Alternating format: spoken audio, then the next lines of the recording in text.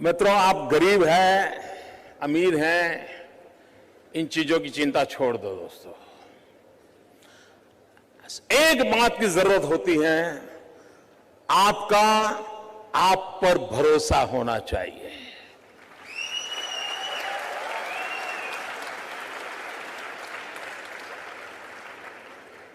मित्रों, मेरे परिवार में 7 पीढ़ी में राजनीति का रवि मालूम नहीं है।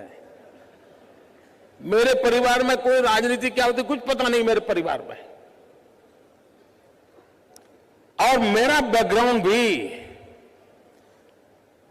बिल्कुल सामान्य गरीब परिवार का है। आप में से बहुत कम लोगों को मालूम होगा, मैंने पहली बार अभी 2 दिन पहले दिल्ली में आया था तो पहली बार अपने मुंह से मैं बोला था, मित्रों, मैं बचपन में रेल के डिब्बे में चाय बेचता था।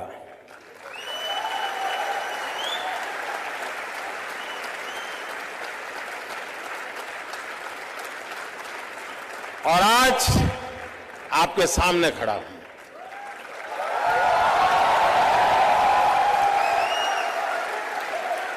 और इसलिए दोस्तों, आप ये चिंता छोड़ दीजिए आपका बैकग्राउंड क्या है। बिल्कुल घबराइए मत दोस्तों। आप किस परिवार में पैदा हुए हो, किस अवस्था में पैदा हो, चिंता छोड़ दीजिए दोस्तों। अगर आपके दिल में समाज के लिए, देश के लिए करने की आग है, निकल पड़िए दोस्तों, रास्ता अपने आप मिल जाएगा।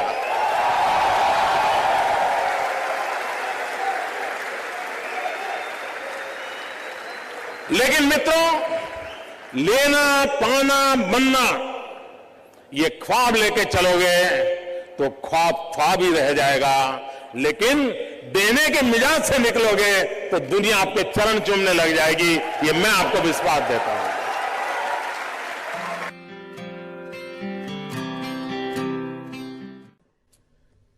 स्टार्टअप, मैं कल एडम से बात कर रहा था तो बड़ा इंटरेस्टिंग है, उसको मिलने जैसा है। उसको हिंदुस्तान की स्पिरिचुअल दुनिया में बड़ा इंटरेस्ट है। लेकिन उसने मुझे एक बात अच्छी बताई। वो कह रहा है जो पैसे कमाने के इरादे से आता है वो कभी स्टार्टअप कर ही नहीं सकता है।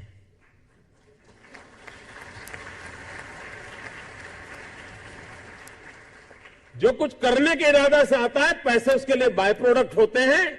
और आप सबने देखा होगा कि आप लोगों ने जब शुरू किया होगा तब आपने बैंक बैलेंस क्या होगा ये कभी नहीं सोचा होगा। लेकिन किसकी जिंदगी में क्या बदलाव लाता हूं यह सोचा होगा, तब हुआ होगा।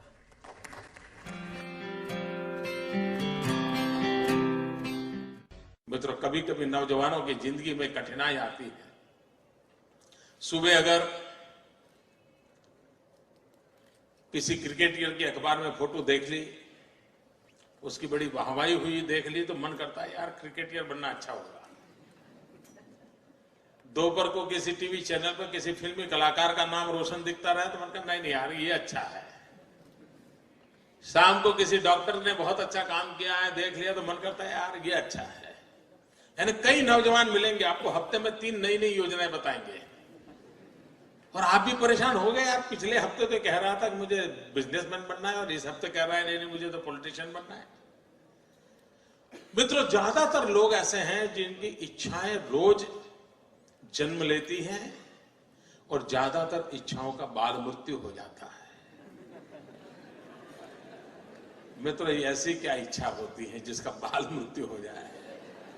कुछ लोगों की तो इच्छा ऐसी होती है जिसका गर्भधारण ही नहीं होता।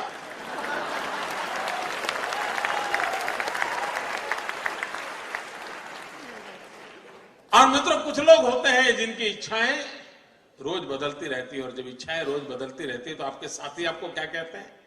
आपको यही कहेंगे यार छोड़ो, वो तो बड़ा तरंगी है, वो सुबह शाम नई नई चीजें सोचता रहता है, वो बेकार है यार, वो तो ऐसे ही उटपटांग बातें करता है। ऐसे कैसा ही होता है ना। मित्रों, मेरा कोई नौजवान साथी ऐसा नहीं होना चाहिए जिसकी इच्छाएं लोगों के लिए मजाक का कारण बने। कोई नौजवान ऐसा नहीं होना चाहिए जिसकी इच्छाएं तरंग बन जाए। और इसलिए मित्रों आवश्यक है और कोशिश करनी चाहिए। इच्छा बुरी चीज नहीं है। लेकिन इच्छाओं को बदलते रहना बुरी चीज है। इच्छाएं स्थिर होनी चाहिए, और अगर इच्छा स्थिर है तो संकल्प बनती है, और संकल्प में जब परिश्रम जुड़ता है तो सिद्धि बन जाती है। और इसलिए इच्छा प्लस स्थिरता इज इक्वल टू संकल्प, संकल्प प्लस परिश्रम इज इक्वल टू सिद्धि।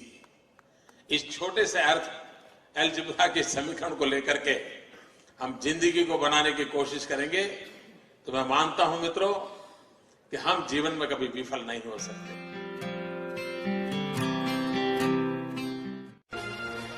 मैं मेरे नगर वड़नगर से कभी कभी ट्रेन के अंदर विसनगर जाया करता था। एक 12-15 साल का किशोर जिसको पोलियो हुआ था, कमर के नीचे का शरीर काम नहीं कर रहा था, वो मुश्किल से ट्रेन के अंदर चढ़ गया। उस गंदे कपड़े थे, भिक्षुक जैसा लगता था, लेकिन वो भीख नहीं मांगता था और हर किसी के पास जाकर के वो रिक्वेस्ट करता था मुझे बूट पॉलिश करने के लिए दीजिए। और उस समय 10-15 पैसे में बूट पॉलिश होती थी, और लोग कभी दया भाव के कारण, कभी करुणा के भाव के कारण उससे अपना जूतों की पॉलिश करवाते होंगे। लेकिन मैंने देखा पॉलिश वाले करने वाले बहुत देखे थे, लेकिन इस बच्चे की तरफ मेरा ध्यान गया। मैं देख रहा था क्या कर रहा है। उसने क्या किया, अपने गंदे टूटे फूले झोले में से उस दिन का टाइम्स ऑफ इंडिया निकाला और उस पर लिखा था, ग्राहक के प्रति उसने लिखा था कि आज का दिन बहुत ही शुभ हो, आपकी यात्रा शुभ हो, आपके सारे काम सिद्ध हो। अंग्रेजी में उसने एक छोटा वाक्य लिखा था। और जैसे ही उसने जूते दिए पॉलिश करने के लिए तो इसने उनके हाथ में टाइम्स ऑफ इंडिया पकड़ा दिया। उस ग्राहक को भी लगा कि 10 पैसे में पॉलिश हो रही है और 1 रुपये का अखबार पढ़ने को मिल जाता है। इस घटना को मैं देख रहा था तो मैंने उस बालक को पूछा, मैंने कहा भाई तुम हो कौन? बोले मैं कर्नाटक का हूं, तो कोई परिवार में है नहीं, मेरी शरीर की हालत अच्छी नहीं है, लेकिन मैं सम्मान से जीना चाहता हूं, इसलिए मैं यहां पहुंच गया हूं, करते करते काम कर रहा हूं। और बोले मैं लोगों की सबसे अधिक सेवा करना चाहता हूं। बोले हर दिन सुबह एक टाइम्स ऑफ इंडिया खरीद लेता हूं और दिन भर में 25-30 लोगों की जब पॉलिश करता हूं, 5 मिनट 7 मिनट पॉलिश करता हूं, उतनी देर वो अखबार पढ़ लेते हैं और मुझे आशीर्वाद भी देते हैं, पैसे भी देते हैं। मैंने इस दृश्य को देखा तब मुझे गीता पूरी तरह समझ आ गई। मुझे लगा इसको कहते हैं योग कर्मशु कौशलम।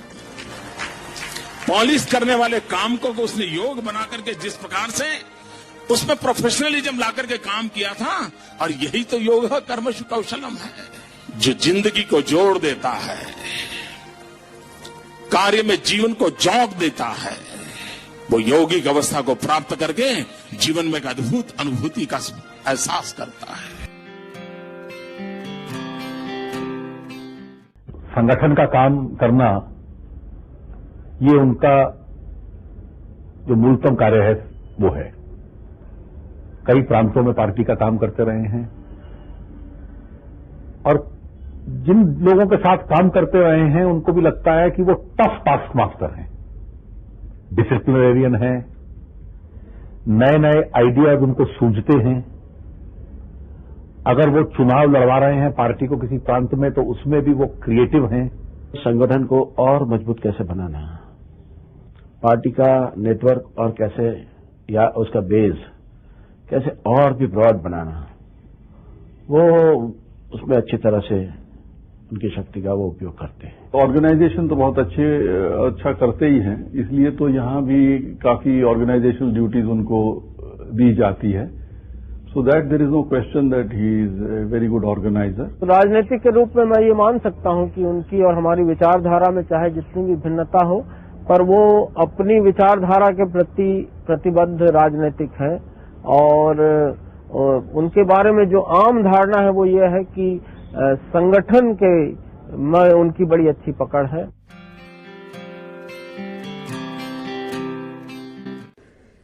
क्योंकि ज्यादातर ये फर्स्ट जनरेशन एंटरप्रेन्योर है, ऑल स्टार्टअप्स। और जब कुछ सोचा होगा नहीं बेटे अपना काम नहीं तो कहीं नौकरी कर ले,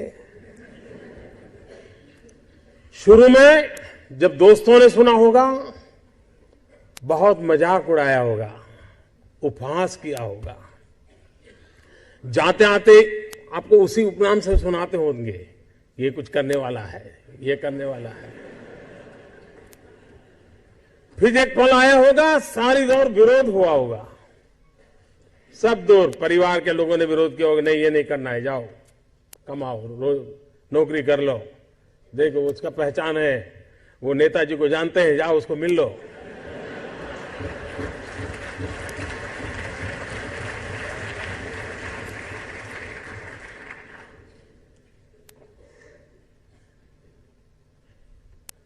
उस विरोध के बावजूद भी जो टिके होंगे, आज सब लोग कहते होंगे कि यार इसने तो कमाल कर दी, कुछ ऐसा मुझे भी करना है। हर किसी के स्टार्टअप की जिंदगी की यही कहानी है। एक भीतर से एक ऊर्जा होती है, भीतर में सपने होते हैं, उसके साथ खप जाने का इरादा होता है, तब जाकर के परिस्थितियां पलटती है। और दुनिया में हर किसी ने यही किया होगा।